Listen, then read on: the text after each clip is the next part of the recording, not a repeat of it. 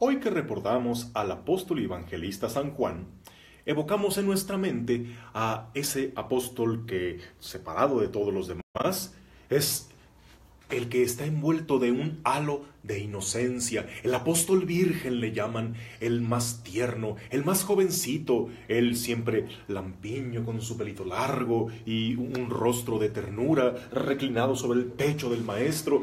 Hablamos de Juan y se nos arranca un suspiro por la ternura que nos da este apóstol, que era el chiquito del grupo, por lo tanto el más inocente, el que no tenía ninguna malicia, y por eso le ganó la predilección de nuestro Señor.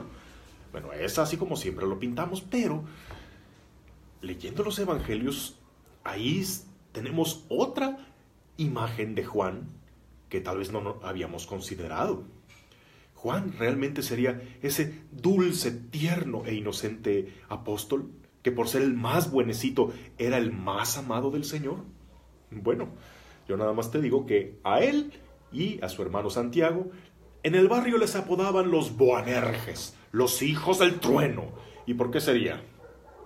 Yo creo que eran los que le hacían bullying a todos los del barrio, eran los hermanos que aguas ahí vienen, no te metas con ellos porque así te va.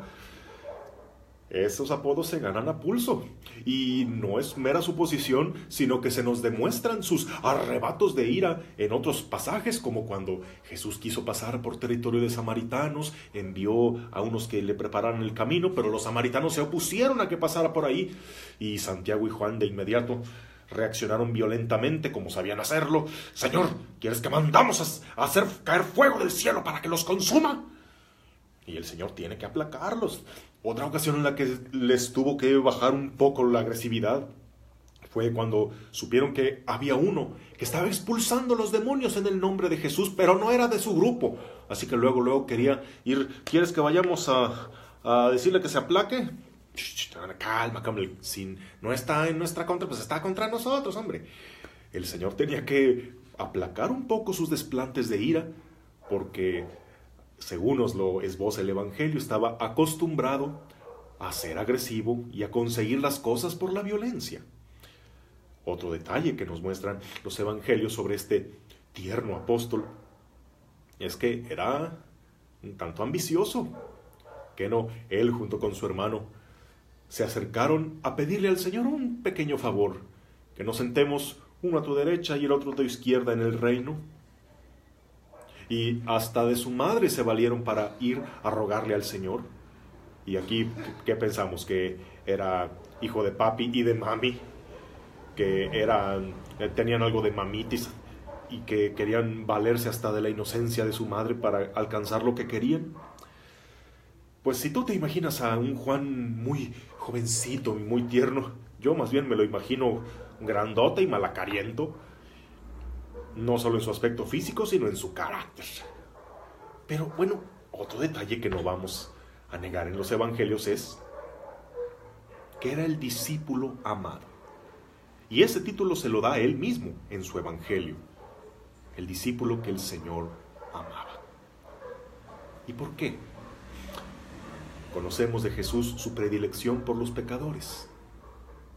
Sabemos que el Señor se enfocaba más en los perdidos y en los enfermos, porque los sanos no necesitan tanto de médicos, sino los enfermos.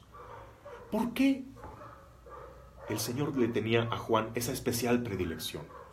De modo que él era siempre de los tres preferidos, de modo que él siempre se le sienta ahí a un lado, de modo que él es el que lo acompaña hasta la cruz, es de los primeros testigos de la resurrección. ¿Por qué? Porque los que somos más trabajositos necesitamos horas extras con el Señor. El Señor quería traerlo cortito de su lado, porque Juan necesitaba un poco más de dedicación, porque Juan no era de los que se cuecen al primer hervor, necesitaba un poco más de atención personalizada.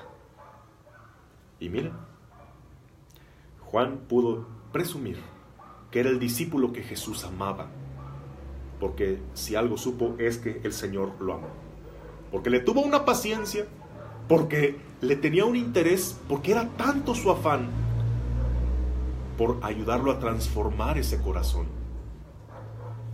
Y miren, la dedicación de Jesús dio fruto. Este que quizá era el discípulo más trabajoso, el Señor le dedicó tanto tiempo, terminó siendo el discípulo con mayor profundidad espiritual, el discípulo que veía donde los demás no, el discípulo a quien le confió sus más íntimos secretos, el discípulo fiel, el discípulo de su confianza. Y vaya interés que le tuvo Jesús, que hasta en su ausencia quiso asegurarse de que se continuara la formación de Juan. Tan así que desde la cruz Jesús se lo encarga a su madre. No es al revés como todos piensan, que Jesús, viendo a su madre que se iba a quedar solita, pensó: pobrecita, Juan, por favor, cuídame a mi mamá. No. El Evangelio nos dice: y mirando a su madre y junto a ella al discípulo que Jesús amaba, pensó: ay, Juan, no te me vayas a descarrilar otra vez. Mujer, ahí tienes a tu hijo. Por favor, fórmalo como me formaste a mí. Cuídalo y quiéralo mucho como si fuera yo mismo. Hijo, ahí tienes a tu madre. Por favor, hazle caso. Por favor, ámala tanto como yo. Ella se encargará de completar en ti la obra que empecé. Y vaya, formación directamente de Jesús y de María. Díganme si Él no se va a considerar el discípulo amado. Y tú puedes encontrar a alguien que te ha amado de esa manera, que te amó porque de veras se interesó por ayudarte, que de veras te dedicó lo mejor de su tiempo, de su vida, que te tuvo bastante paciencia, que esa es una prueba soberana de amor. Bien que vale la pena demostrar amor incondicional incluso por aquellos por quienes no daríamos un peso, aquellos a quienes no les vemos futuro.